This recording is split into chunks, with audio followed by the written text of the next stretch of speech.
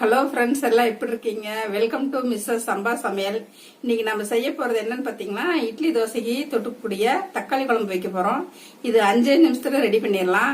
Current இல்லாத போல ரொம்ப உபயோகமா இருக்கும். இதுக்கு தேவையான பொருள் ரொம்ப கம்மி தான். தேங்காய் எல்லாம் தேவையில்லை, மிக்ஸி அரைக்கிற வேலை இல்லை. இது எப்படி செய்யலாம்னு பார்க்கலாம், என்னென்ன பொருள் தேவைன்னு பார்க்கலாம். வீடியோக்குள்ள போல வாங்க. ஒரு 100 கிராம் பொட்டுக்கடலை நுணுக்கி வச்சுக்கோங்க. ஒரு 50 கிராம் சோம்பு நுணுக்கி வச்சுக்கோங்க.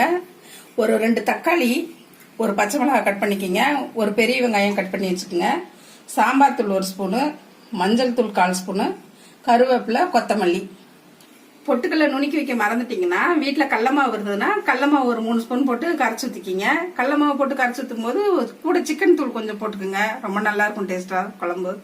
ஸ்டவ் ஆன் பண்ணி கடாய் வச்சிடலாம். ஆயில் 2 ஸ்பூன் ஊற்றிக்கிங்க. எண்ணெய் காஞ்சிடுச்சு. கடுகு 1 ஸ்பூன் போட்டுக்குங்க.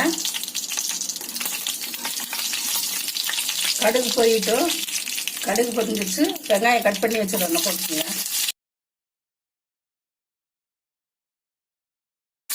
வெங்காயம் பாதி வணங்கினதும் பச்சை மிளகாய் 1 போட்டோம். கருவேப்பிலை கொஞ்சம் போட்டுக்கோங்க.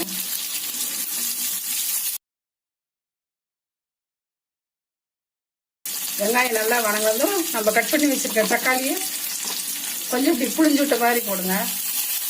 அப்படியே கொஞ்சம் சீக்கிரமா வேகும்.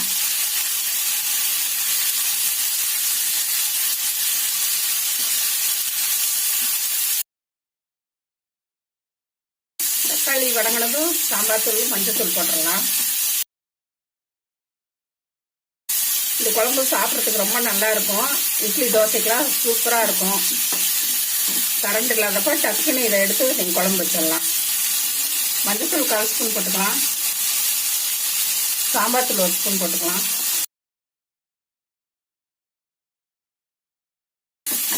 தக்காளி நல்லா வதங்கிருச்சு. இப்போ நம்ம இதில் 1 டம்ளர் தண்ணி ஊற்றிடலாம். இப்போ நாங்கள் 2 பேர்த்துக்கு இந்த அளவு எடுத்துருக்குறோம். இப்போ உங்கள் வீட்டில் எத்தனை பேர் அதுக்கு தகுந்த மாதிரி நீங்கள் தக்காளி அதிகமாக போட்டுக்கோங்க. தண்ணி அதிகமாக ஊற்றிக்கிங்க. தண்ணி கொதிச்சதும் பொட்டுக்கல்லையும் சோம்பும் நம்ம நுணுக்கி போட்டால் குழம்பு ரெடி ஆயிடும். உப்பு 1/2 ஸ்பூன் போட்டுக்கலாம். பார்த்துட்டு தேவையான போட்டுக்கலாம். நம்ம தாளிச்சுட்டதெல்லாம் கொதிக்குது. தக்காளி பச்சை வாசம் போயிருக்கும். இப்போ நம்ம நுணுக்கி வச்ச பொட்டுக்கலையை கரைச்சி ஊற்றிடலாம்.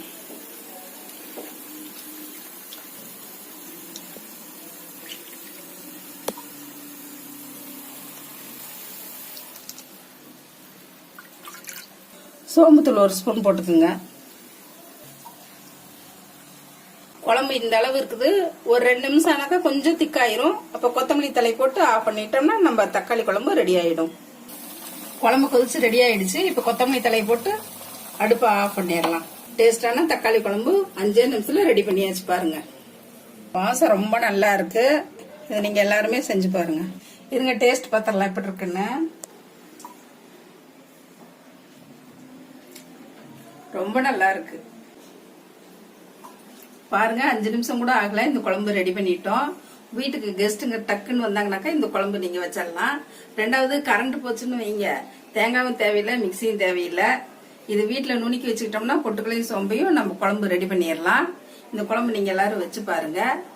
நேத்து பீஸாக்கு செய்யற டொமேட்டோ சாஸ் செஞ்சேன். அது பிடிச்சிருந்ததுன்னா கமெண்ட் பாக்ஸ்ல போடுங்க.